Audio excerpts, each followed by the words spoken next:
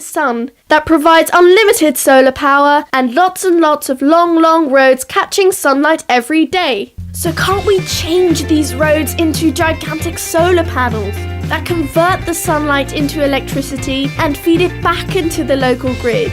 Couldn't we design a sturdy road with solar cells on which you can drive your car or ride your bike? Why don't we build one to test it in a real-world environment? Well, guess what? We already have. We call it Solar Road. Here in the Netherlands, we like thinking ahead, so we built a pilot version for the whole world to see. What a great way to prepare for the future. Imagine roads all over the world that provide solar electricity to houses, to our lampposts, street lighting, traffic lights, or even provide power to silent electric vehicles driving over it. With Solar Road, all this is possible. This is the road of the future and the road to the future. Well, there you are. This is just a little quick introduction to our wonderful panel. We're going to be looking at smart cities, and I just want to welcome all of you here for this session. I know it's late in the day, but it'll be a great time of day, I can promise you that. So thank you all for joining us here. My name is Etna Trainer, and I'm going to be with you for this session. So let me introduce you to our fabulous panel. We have here beside me from BMW Group, the head of product management, Daniel Gamber. So Daniel, thank you so much for taking the time. All the way from the United Kingdom, we have the chair of the All-Parliamentary General of the Executive Office, the Assistant Director General, Dr. Aisha bin Bishr. Thank you so much, Aisha, for being with us. We have also from Emirates Group, the Manager of Environmental Affairs, Shannon Scott. Thank you, Shannon. And we have from Solar Road, Sten de Wit, the lead innovator from Solar Road. And we also have, of course, from DIWA, the Senior Specialist for Research and Development. So we'll talk a bit more about that, Pedro Banda. So thank you all so much for joining us. Now, I do want to start with you, Stan, if I may. We just saw this lovely film, and it was interesting, right? But it almost looks like a bit of a fantasy, perhaps. Solar Road, as in like a solar panel type on the road? Yes, exactly. That's the idea. It's a solar panel that you can use as a road surface. And it looks like a fantasy, perhaps an inspiring dream, and it is, but it's also reality, because we realized last year in the Netherlands, in a place called Krommenie near Amsterdam, first stretch of this type of road, in a bicycle road at this moment, to test how this works in practice. And actually, up till now, the experiences are quite positive. The users are very positive. The energy production is great. People just use it as any normal road, and in the meantime, it generates solar electricity. So this is something that we're going to scale up to cover most of our bicycle roads in the future, also other types of roads. Well, we'll talk a little bit more about that, but it's quite extraordinary. And actually, when I looked at it, you thought, what a great idea. Absolutely. Dr. Aisha, if I can come to you now. Already, Dubai has been voted, I believe, the smartest city in MENA. But when we look at your plans in, really just over 2 short years, 2017, your aim is to become the smartest city in the world. No pressure, huh? So, but just tell us, how are you going to do that? It will be the happiest city. Happiest and smartest, then we're really in. Happiest and smartest. When you are happy, for sure you are smart. So we are taking the technology only as an enabler for us. And in Smart Dubai, our main focus is how to improve the quality of life of our people, residents, visitors, businessmen, and whoever living here in Dubai.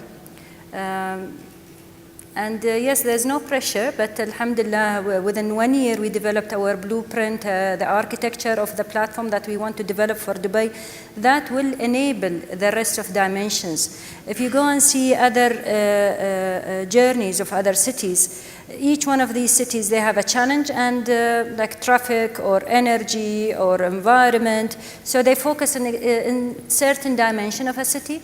But for us, it's a holistic vision of a whole city with every dimension in the city, you name it, whether it is a smart economy, smart mobility, smart environment, and smart people, smart living. So we have 6 dimensions that cover everything in any city. And then the basic dimension, which is the ICT, the smart ICT dimension, which will work as an enabler for all the other dimensions. Well, so no pressure, as you say yourself, but I think if the team is in place anywhere in the world right now, it's probably one of the most motivated teams probably in the world right now.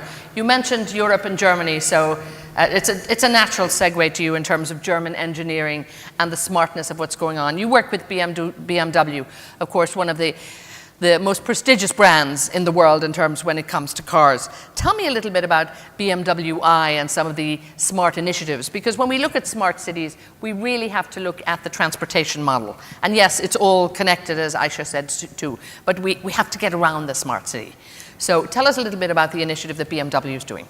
Exactly. So with the BMW i, we're actually providing our vision of the future of mobility, sustainable mobility, and make it a viable option already today with 2 electric cars, the BMW i3 fully electric and a plug-in hybrid sports car with a fuel consumption of a compact car, the BMW i8.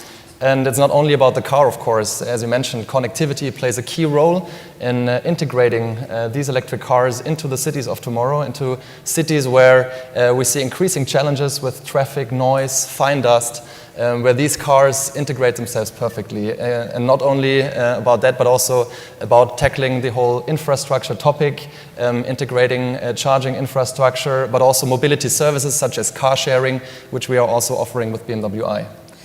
Pedro, when we look at the new initiative from DEWA and some of the charging stations that are put in place, and I know this is not your specific area and you're doing a lot of work in the research and development with a lot bigger projects than just the charging, but I'm sure you can fit in a BMW electric car. But again, tell us about that initiative and why DEWA thought this was so important to put in place. We certainly will fit quite a few of your cars. The plan is to have up to 100 chargers deployed by the end of this year. And this is just the beginning. It's just how we can bring the zero emission transport into the city. It's one of the initiatives of all the many smart initiatives that we have. And we have to clarify that all the smart initiatives are setting the infrastructure for all this smart Dubai that is needed. And when we were talking about the smart, we're talking about the wise part of the smart. We need to have all the control to all these different initiatives, sensors, actuators deployed around, being cars and electric transport, one of those, and all the way down to the user, to the customer, which is the important part, as you mentioned. If you want to be a happy city, if we want to be a happy city, we have to be happy customers and happy people living there. So that's the other end. All these smart initiatives, all these wise control, wise deployment have to be reflected at the end at the human scale for the customer to realize what all this mean for all of them. So transport is a good example. I wouldn't care to have hundreds of thousands of electric cars and solar roads, but if I am able to feel in my daily life that I have zero emissions, it's a comfortable way of moving around or charging up, I don't have to worry much about where to plug in my car, then I'm in that end and I see the results of a smart initiative happening.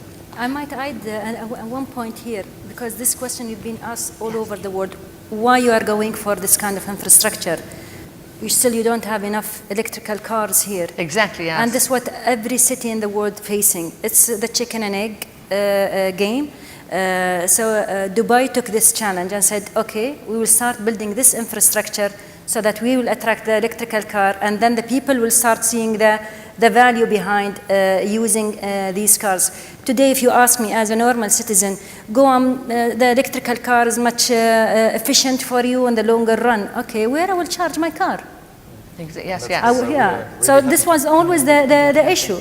But Dubai took that ride and decided to invest in having this infrastructure. And DEWA, our strategic partner in Smart Dubai, were very pioneer in stating that we will have electrical vehicle charging stations in Dubai by the end of 2015, 100 stations. Almost now 27, 28 stations already been developed. Absolutely, yes. So the progress has been made. Yes. I know Daniel will want to come in on that, but before I bring him back into that, he'll be taking orders at the moment. So electric cars, BMWs, they're lining up. He has a few parked probably outside ready to hand over. If they're not driving cars, and I know in the UK, Dan, We've already seen an initiative in some electric cars and probably more charging stations.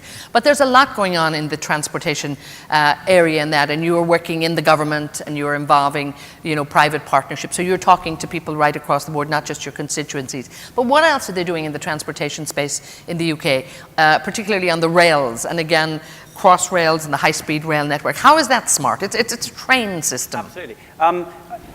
Smart cities are really interesting because you have to view this as a whole system approach to the city, of which transport is just one part. But transport, as you've already mentioned, is a key enabler. Now, in the UK, we're trying to do a number of transport projects that work together. So the congestion charging zone is trying to make people get out of their cars a little bit more because we do have congestion issues. We have contactless payment cards in the underground system. But Crossrail is an example of where a large government infrastructure project can really drive forward innovation. And the government have been very, very innovative in the way they've tried to scope the project. So Crossrail is literally run through the heart of London, but it's more than just transport. Every station is a shopping centre. It's about managing people flows. It's about predicting flows of people so that you can manage your energy use, your HVAC within the stations by predicting passenger flows. It's all about using the data and taking the data from the transport, cutting it across other services throughout the city so that you create this sort of a whole systems approach to running the city. And again, bringing that consumer at the very heart of it. The individual, the getting citizen. them to the shops to spend more money and keep the economy going. It's about making place. You don't just view a train station or an airport as being a place where you get on a train or an aircraft. It is a destination in its own right. It's about placemaking within the city. And when it comes to the quality of life and the citizen experience, that's really important.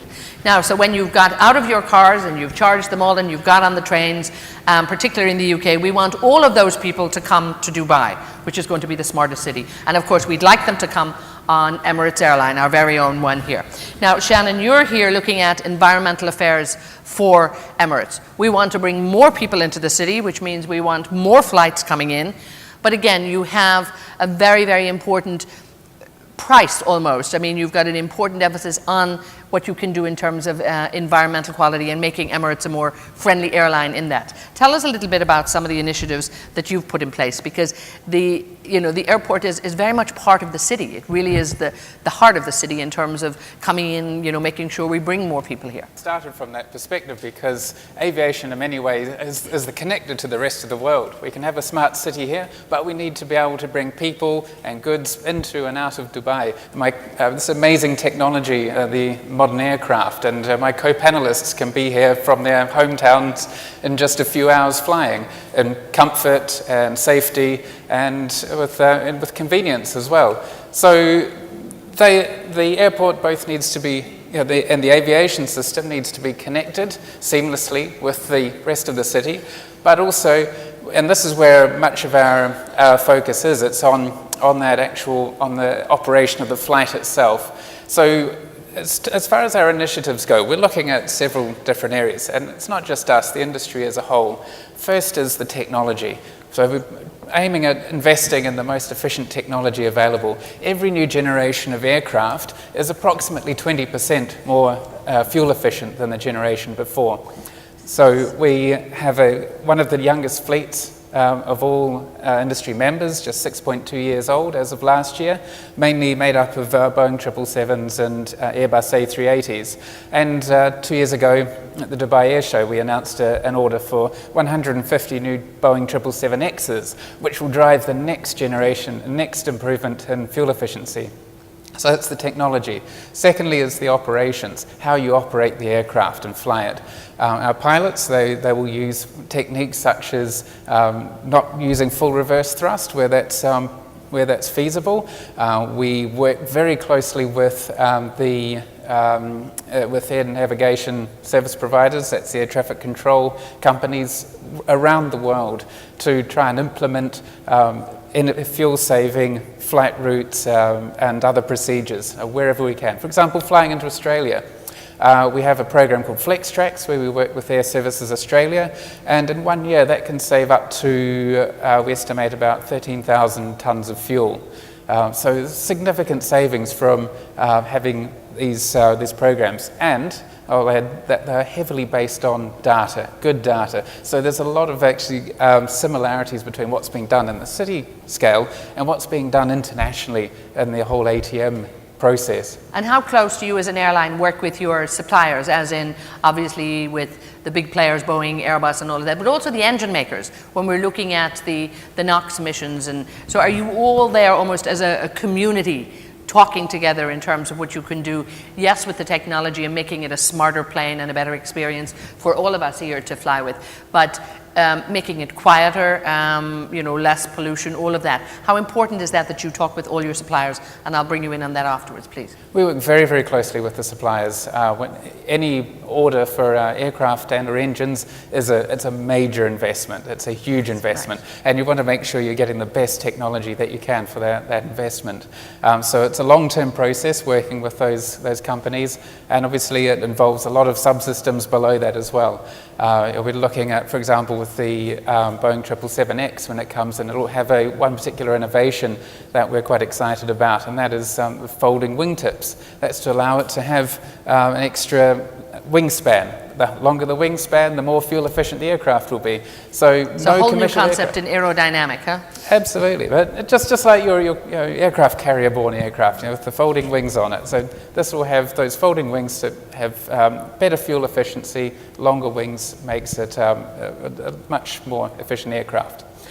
Daniel, at BMW, again, in terms of working with your suppliers, you're a big major company. You've got plenty of money to put into research and development. You've got a big brand. It's all very important that you do that. But, going right down the supply chain, how involved do you think are other people in your supply chain to make sure that it's smarter, it's more efficient, fuel efficiency, lighter material, all of that stuff? Absolutely. So we're looking at the entire supply chain.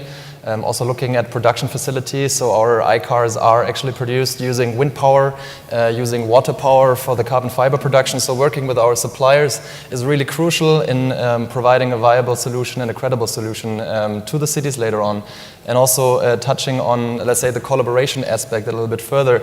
It's not only the, let's say, upstream, but it's also the cooperations that we're seeking in the cities with the governments, with the local authorities. So we're really happy to be part, or have been part of the first DIVA installation with our BMW i8, and we're really happy to continue that journey also with Dubai towards your next steps and Expo 2020. You've set yourself strong targets, and we're also looking at improving, let's say, the local settings together with the local authorities, because we're looking at other markets such as Norway, the California region. There are things that work really well in, let's say, promoting the entire topic of electromobility, and you need to find, let's say, the perfect local setting to bring it up to speed in the end. Now, of course, all cities are not created equal, and I'll come to you, Pedro, in a moment. In terms of Dubai, when you look at a city like Dubai, do you pretty much custom build your solution for Dubai? Exactly, so I've quickly touched Depending on what they want, obviously. So, of course, electromobility, it's not all about the car, it's about the charging infrastructure, and in the end, really providing the connectivity for the user. We have, let's say, a BMW i Remote app where you can look at your smartphone. It almost drives itself, I believe. I'm going to have to get one, just sit there and... Exactly. So looking at your smartphone, charging your car via the smart, let's say, controlling your charging progress, and in the end, making it a part of your life. You have to make them a little bit less smart, so they will be some fun to check your microphone on that one, yeah, for me. It's a little down. Pedro, apart from the charging stations and the great initiative there, the research and development arm of DIWA, I mean, this is a rather new institution in a way, too, isn't it? But again, showing the importance that DIWA puts in place in terms of research and development now, and growing that home-based knowledge. How important has that been? Of course, for you heading up this, it's important, but give us a feel. It is important. It is important that it changes the way we also collaborate with stakeholders and we are providers, because they will be part of the development as well. In the case of electric cars, all these new ideas, all these new developments, is not just coming with a system and installing. It has a lot of new infrastructure needs to be built, and a lot of new solutions that need to be built, and a lot of new ideas of how to tackle this market, which obviously is difficult for an electric car to be in the first place. R&D will be embedded in most of the developments within DIWA, and all the services that will be provided within the concept of the smart city. As I said before, the different levels that we're talking about, there's a level of infrastructure, as you mentioned before, on the case of the planes or the roads. That infrastructure is technology. It's bringing technology, it's being developed by the suppliers, developed by the stakeholders, co-developed with DIGWA as well, and that is the infrastructure. Now, when we're talking about smart and how these things can become part of a smart city, that goes around all this technology. We are putting a lot of different options of technologies around, sensors, actuators, applying to different areas, in weather, environmental sensors, transport sensors. All that is what we will make the city smart on how to control and evaluate all that information. As you said in the case of the airplanes, when you go on the control level, that's what makes the technology smart. Otherwise, we'll be in the traditional way of developing technology and deploying technology, which, of course, is an advance of technology that's been happening for hundreds of years. You bring in new developments, but the change that is happening right now in Dubai and in the rest of the world is this smart concept on how we are putting technologies that has initially very little to do with one to other, and we're putting all that information at a humongous scale and evaluating all that information and getting a result that at the end will benefit the customer on how all these technologies affecting our daily life. And that's exactly where I wanted to bring Aisha in here, because you are our spokesperson for the government here. When the consumer, when the man on the street is looking, and lady on the street, and child on the street is looking at the tremendous initiatives in Dubai being the smartest city in the region and the smartest soon in the world, they look there and they go, so what, and who cares? Where do we see it? How does it play out to the consumer? They will care about it because... No, exactly, but how will it play out to the consumer? How will it make their lives better? One of the layers we are focusing on today is the data layer. Today, all of us, we have scattered data all over the city and globally. We have a bit of data with government, with the private, with telcos, with financial and social media and structured data everywhere. So if you can imagine how this data can be translated into actions and processes and services without intrusion to your privacy and security. So what we are developing today is the legal frame for having a platform for data, because today all the cities are facing this major challenge, which is how to transfer data, how to share data, how to open data. They've achieved certain elements of this vision when it comes to sharing and opening data in certain sectors. When it comes to transportation, like what London did, they opened the data, the transportation data with the telecos data, and you can see the movement of people. But imagine if we have a platform wherein you have the energy data, the transportation data, the movement data, the business data, you name it, the touristic data, and then you can start to see the value behind such. Today when we say it is a knowledge economy. Knowledge economy, while you don't have data, doesn't mean anything. Absolutely. And then people will start valuing the services that will come out from such platform. They will start to design their own services, whether them personally or by having all the entrepreneurs and the startup to design and implement services, obtaining their own visions in life. And Dan, when she mentioned how already that started in the UK, yes, how is that playing out? I can give an example of exactly that point about people creating their own services. So in the UK, when they were opening up the data, one of the sort of data sets is urban air quality on a street-by-street level in real time. And there was a discussion about making this data available. And some people said, well, why on earth are people going to want that data? And they said, well, we don't know. That's the point. Put it out there and see what happens. Now, you can download an app if you're a cyclist and say, I want to cycle from here to here, avoiding, in real time, pollution hotspots at ground level without taking me more than, I decide, 20 minutes, 30 minutes out of my route. In Russia or in London. Now, the government would never have produced that service. Transport for London would never have produced that service. But by having this integrated data layer that's been referred to, you can then literally write apps for your city. And in just the same way that app designers could, this phone is not that interesting on its own. Nice. It's a few sensors, a few microchips, and a connection. But what makes it interesting are the 750,000 apps that you can download that make innovative use of that.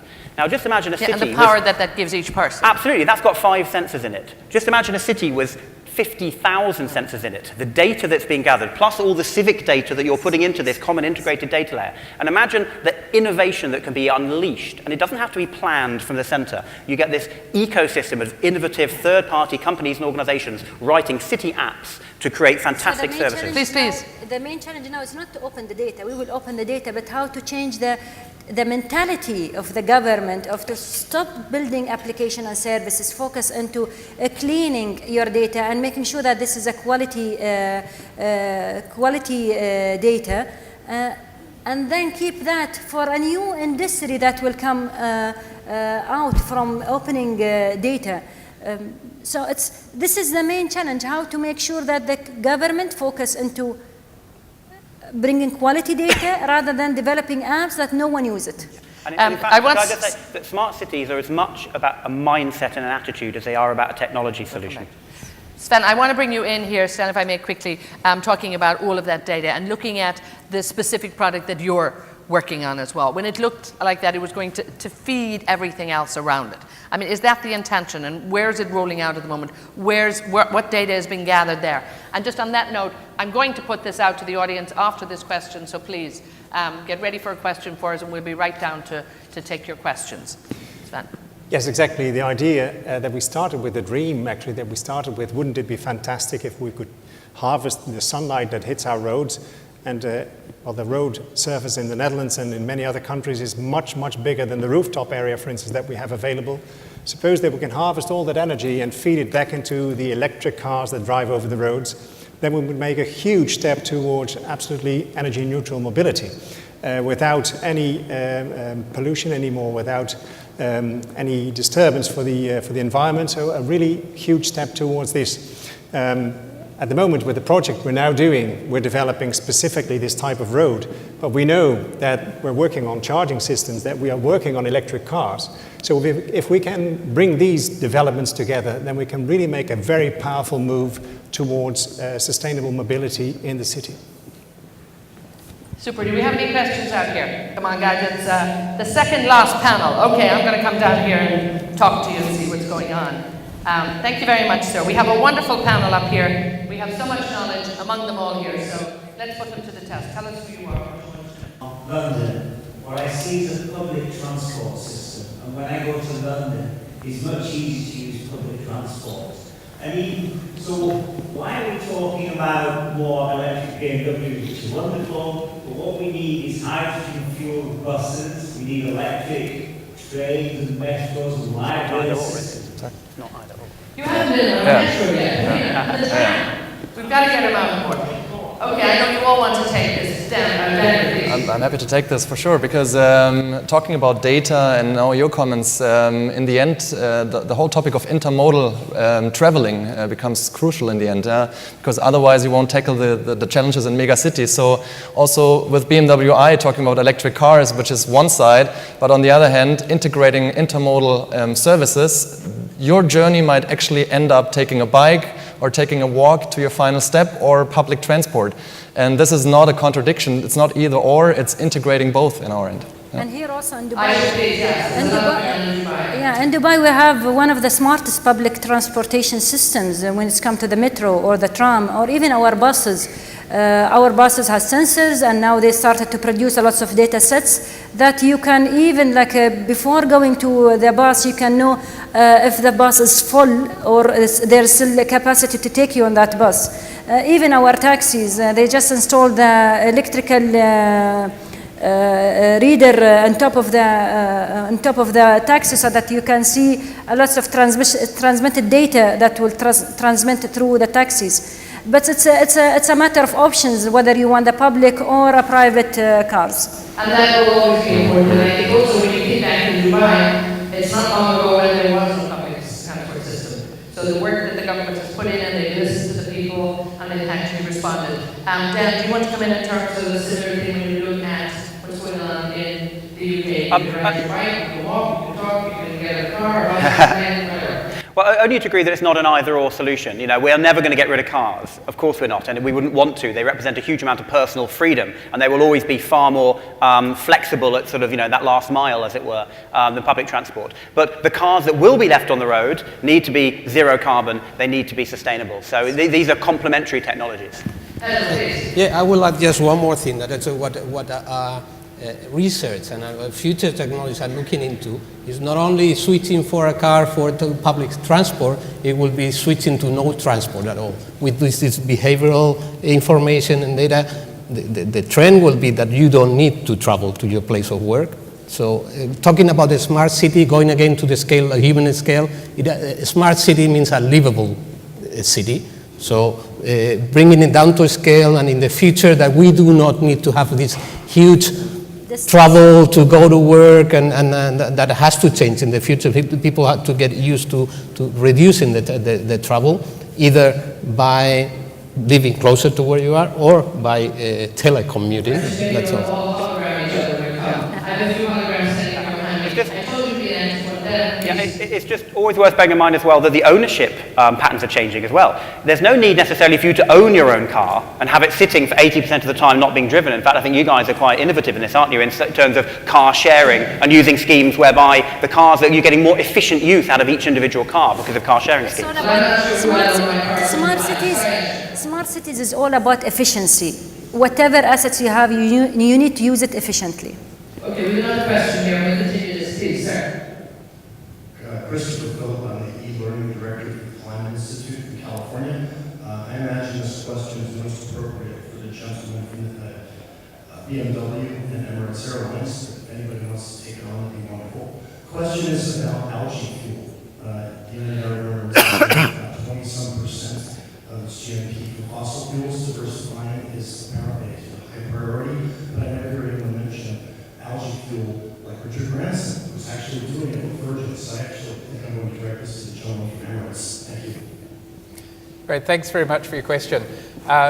First of all, basically, as an airline, our position is that we are very much watching the developments with great interest. We are not ourselves a developer of fuels, but certainly there are a lot of different options being developed around the world for sustainable alternative fuels. Algae is one possibility. Municipal waste is another one being explored in different places. Wood waste and all various other feedstocks. You can pretty much put any kind of organic material into a process and generate a fuel out the other end, which can be certified for use in an aircraft. Now, longer term, I think where we're really interested is when that fuel can be made available at a competitive price in the airport. And so when it's piped into the airport fuel supply is when it will be a very interesting proposition for aviation. And regionally, many of the oil companies in the area are working on hybrid fuel, and of course we have Mazda and Abu Dhabi. We have a lot of work going on in bringing in hybrid fuel. So it's all in the works. So hopefully the next time you come back, we have something particular that you want to comment on in terms of fuels. Yes, I mean also. We have a lot of people asking questions. Basically following two streams, right, because you cannot change the entire, let's say, drivetrain system or drivetrain offering from one day to the other. So you, on the one side, you make existing fuel technology, drivetrain technology more efficient, while at the same time you pursue a revolutionary approach offering new drivetrains. And also talking about materials and let's say materials you're using in the mix, you would want to include renewable resources also in your, let's say, planes or in the cars, using renewable resources that you integrate intelligently in order to achieve the most efficient material mix in the end. Yeah. Super. Now, talking about efficiency, we've got about 10 minutes left. I see about 10 hands up here already. I'm coming with you now. Efficient questions, efficient answers. Promise me back, please. Our friend from the United Nations. Here we go. Yes, Save from the United Nations. Very efficient questions. The harvesting energy from roads, I think it's very, very revolutionary promising. What are the initial infrastructure costs if we translate the 10 kilometers of the Dubai road to energy sort of harvesting road? The costs obviously will be higher to make it because it's integrating more smart technology. But we anticipate that within now and a couple of years we will have a product that can have a payback time of approximately 15 years with a lifetime of approximately 20 years. So if you count it up, then the extra costs are back from the revenues in 15 years, and you're paying back on your normal infrastructure for another 5 years. So actually you have a road that pays for itself. So Aisha, are you ready for roads yet? I'm coming up back to the front in a minute.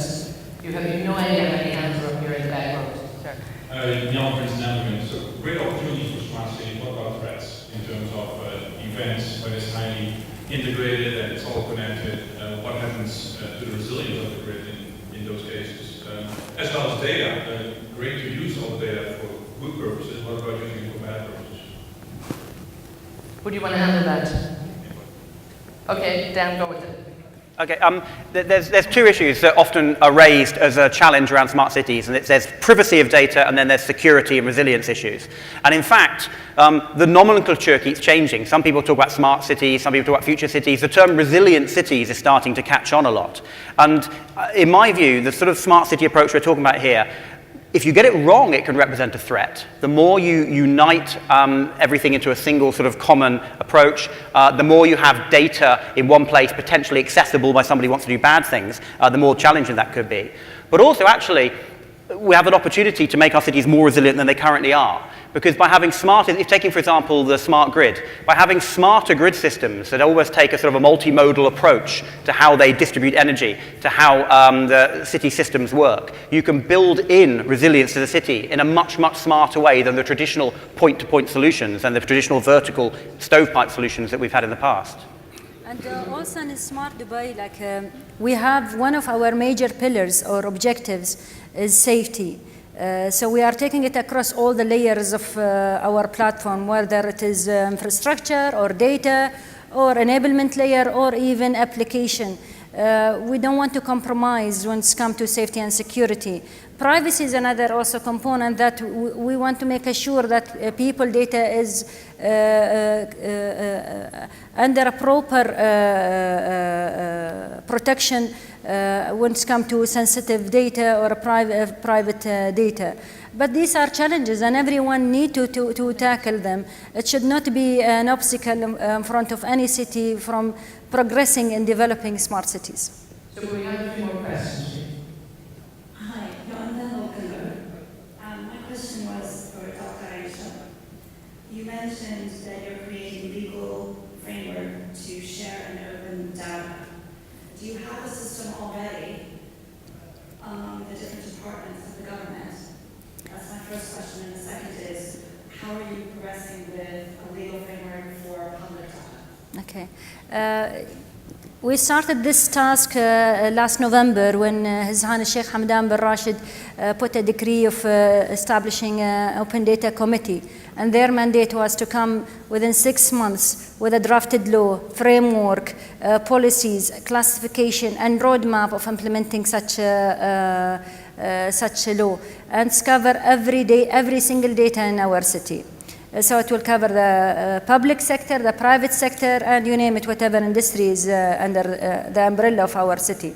By now, yes, actually we just had our last workshop yesterday. It led by my colleague, Mr. Abdullah Al-Madani, the CIO of RTA, and other members of the government also, plus telecos and TRAs are with us. We took the buy-in from the different various industries wherein they revised without this drafted law. And also we tested the classification. We took almost 30 data sets from different agencies to test the classification, and we ran it through them. And also when it's come to public data, making sure that we keep the privacy and the security component of each data sets. So yes, we are ready, and our deadline is next month, and we are geared for it. Pedro, maybe you come in on this too. When you look at the data that's being gathered, that you are being gathered to all the customers' consumption habits, and all of that, how is that helping you to make more informed decisions when you look at the research and development? How important is that? Well, of course, DIG already has a wealth of information that all our customers. So there is already quite a high level of security on protecting this information.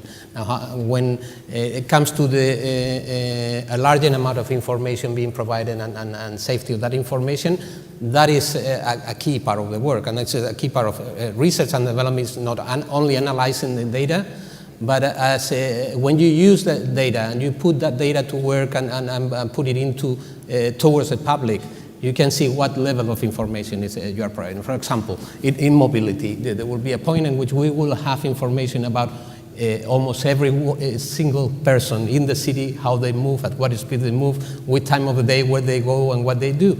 Of course, people will be very sensitive about what I don't want them to know what I do or where I go.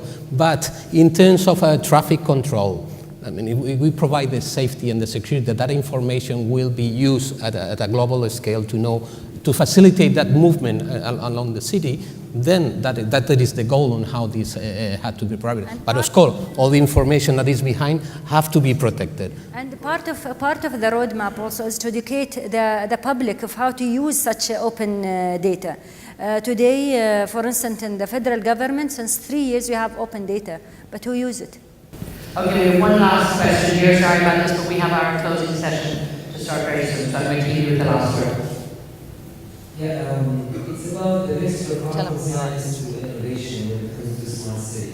Of course, it's an art, but what's your reflection on how artists as well as scientists come together to make this smart, keeping in mind preserving the national identity, the heritage, or the yarns?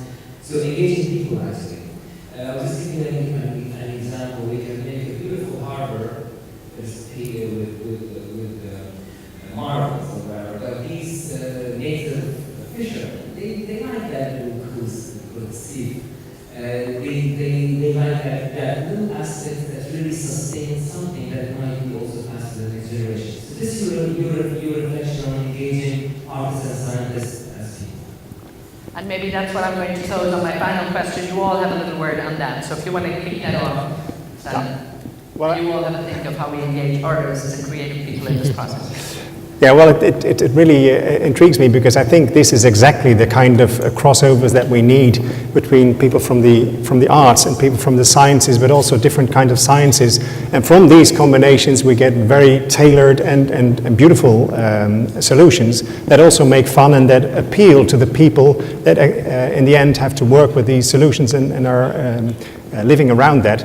As an example, in the Netherlands, we have a bicycle road that was created from the cooperation of a construction company, a technical company, and an artist, Daan Rozengaarde, and that led to a very, very appealing bicycle road that lights up in the night. It's very beautiful, and it's I think one of the examples how the combination of these disciplines can come to very nice and very suitable solutions. Actually, I have an example for the fisher. We need to move them quickly. Everybody. For the fishermen, I've seen an example in Barcelona wherein they start to transmit real data from the sea of the waves and how is the waves movement, and they developed like a net so that they can place it in front of maybe in their majlis or maybe wherever they used to hang out to see the sea condition. So this is how they can utilize such smart technologies in their day-to-day practices. What a lovely idea. Pedro, how are you bringing that creativity into your research department? Well, normally I'm an engineer, and when engineers find a solution, they find a box. You're a creative type of engineer.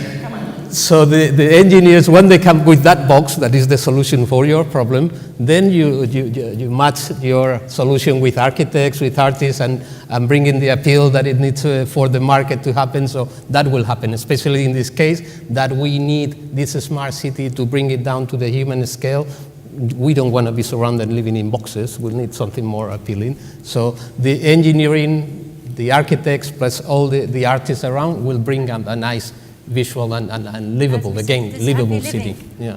Yes, absolutely. Shannon, very quickly, I just got my new Emirates card, and it had a beautiful new design by another artist that you put out for competition. But again, when we look at bringing creativity and design into running the airport and creating it, making it a smarter place. What are you doing in Emirates? Well, I was just going to take a more general comment, and that's really that it's about communication and engagement with people and taking it beyond the mere facts. We love to talk about the facts, the data, the raw numbers, but it's about making it meaningful for people and getting people involved in it so that it's engagement.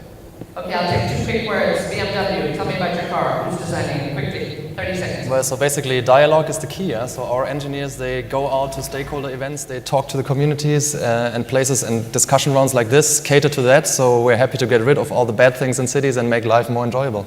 And creativity in the British government. Tell me about it. Artists and... Absolutely, no, Abdul is absolutely right. The bottom line is this is about quality of life. It's about making our cities functional, efficient and beautiful places to live and work.